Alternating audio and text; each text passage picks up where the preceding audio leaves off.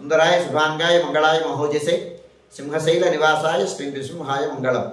శ్రీ శ్రీ శ్రీ వరాహలక్ష్మీ నృసింహస్వామి వారి సన్నిధానంలో ఫాల్గుణ శుద్ధ త్రయోదశి శనివారం ఉబ్బా నక్షత్రం మార్చి 23వ తారీఖు యథావిధిగా 4 గంటల నుంచి 4:30 గంటల వరకు సుప్రభాత సేవ.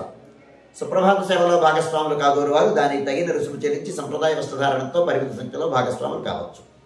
4:30 గంటల నుంచి 6:30 గంటల వరకు ప్రాతరారాధనం. ప్రాతరారాధనలో భాగస్వాములు కాగోరు వారు దానికి తగిన రుసుము చెల్లించి సంప్రదాయ వస్త్రధారణతో పరిమిత సంఖ్యలో భాగస్వాములు కావచ్చు. ప్రాతరారాధనలో భాగంగా నిత్యవేద పారాయణం, ఉపనిషత్ పారాయణం, దివ్య ప్రబంధ సేవాకాలం, అనంతరం ధూపసేవ. ధూపసేవ సమయంలో చతుర్వేద పారాయణం, శ్రీరామాయణం, భారతం, భాగవతం, విష్ణు పురాణం, క్షేత్ర మహాత్మ్యం, వరాహపురాణం, శ్రీభాష్యం, భగవత్ విషయం మొదలైన గ్రంథాలన్నీ పారాయణ చేయడానికి ఉపక్రమిస్తారు. అనంతరం బాలభోగ నివేదనం అయిన తర్వాత నిత్యహోమం, బలిహరణం అయిన తర్వాత మంగళాశాస్త్రం, చాత్మరగోష్ఠి, తీర్థ వినియోగం అయిన తర్వాత చుట్టు సన్నిధుల్లో మంగళాశాస్త్రం పూర్తి చేస్తున్న తర్వాత సుమారు 6:30 గంటల నుంచి సర్వదర్శనం ఆరంభమవుతుంది. 7:30 గంటలకు సహస్రనామార్చనం, 8:30 గంటలకు ఆర్జిత గరుడ సేవ, 9:30 గంటలకు ఆర్జిత నిత్య కళ్యాణం ఆరంభమవుతాయి. ఆయా సేవల్లో భాగస్వాములు కాగోరు వారు ఆయా సేవలకు తగిన రుసుము చెల్లించి సంప్రదాయ వస్త్రధారణతో పరిమిత సంఖ్యలో భాగస్వాములు కావచ్చు.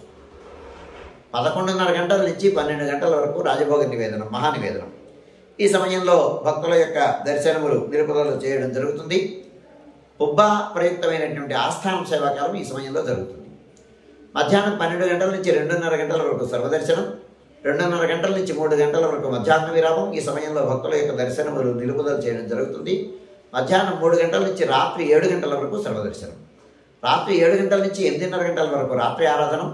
రాత్రి ఆరాధనలో భాగస్వాములు కాగోరు వారు దానికి తగిన రుసుము చెల్లించి సంప్రదాయ వస్త్రధారణతో పరిమిత సంఖ్యలో భాగస్వాములు కావచ్చు.